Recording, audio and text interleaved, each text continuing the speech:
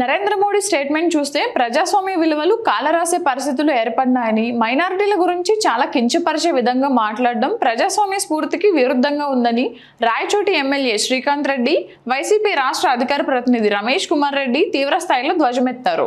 Rayachoti RDO కార్యాలయం, Rayachoti assembly స్థానానికి వైఎస్ఆర్సీపీ అభ్యర్థిగా రాష్ట్ర అధికార ప్రతినిధి రమేష్ కుమార్ రెడ్డి, మాజీ జడ్పీ కోఆప్షన్ ఆలినవాజ్లతో కలిసి రిటర్నింగ్ అధికారికి 2 సెట్ల నామినేషన్ పత్రాలను ఎమ్మెల్యే శ్రీకాంత్ రెడ్డి దాఖలు చేశారు.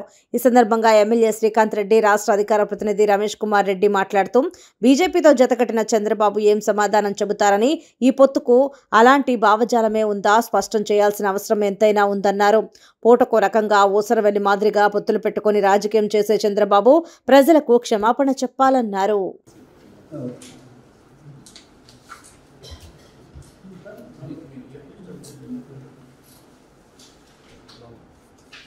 Bro.